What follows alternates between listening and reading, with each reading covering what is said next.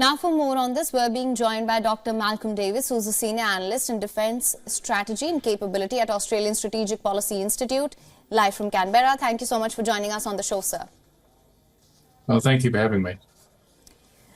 So, my first question to you, Defence Secretary Lloyd Austin will push Israeli officials to, of course, define milestones for the war against Hamas in Gaza. With this visit, what does Austin bring to the table?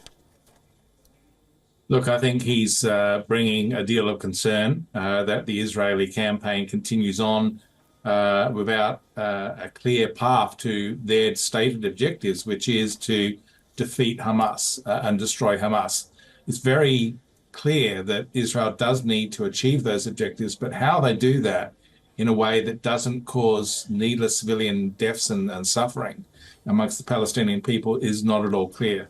So I think what Austin is bringing to the table is guidance from Israel's most important ally that they need to think about a new strategy on the ground that moves away from these sort of indiscriminate air and artillery bombardments and towards a much more precise use of ground forces to engage with Hamas.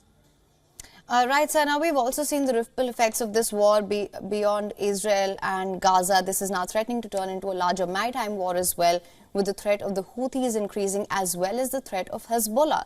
Nearly half the shipping routes have come to a grinding halt as well. What's your take on the situation in the Red Sea?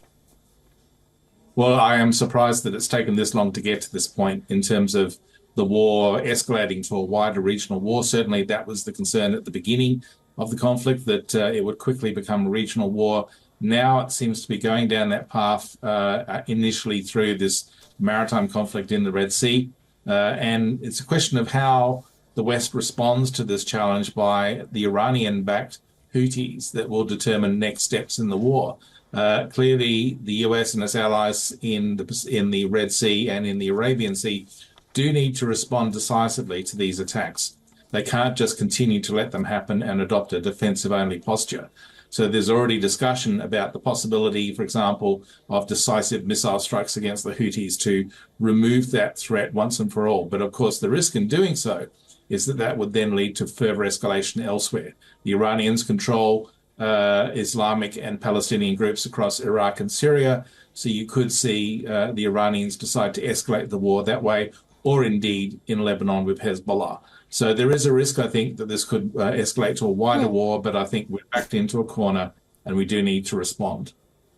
Right. Now, talking of Israel's operations in Gaza, it claims to have found the largest Hamas tunnel network yet. While the operation also continues, of course, we've seen that the death toll is mounting and there is anger and despair in Israel over the shooting the Israeli hostages being mistakenly shot by IDF soldiers. Now, what's your assessment of the situation? How long do you think Israel can justify its operations on ground? And do you think there will be truce talks anytime soon? Look, I think they have to continue the operations against Hamas, because if they stop now, then Hamas's fighting capabilities are intact and its command and control and leadership are intact. So that would be a recipe for further October 7 style attacks in the future, and that would be unacceptable to Israel. What they need to do is go away from these indiscriminate use of air power and artillery and instead focus more on precise use of ground forces. And they need to do that in a way that defeats Hamas on the ground. And in terms of the hostages, yes, of course, the Israeli people are clearly concerned to get the remaining hostages back. But really, Hamas control the hostages, and they're not going to give back the hostages without something in return.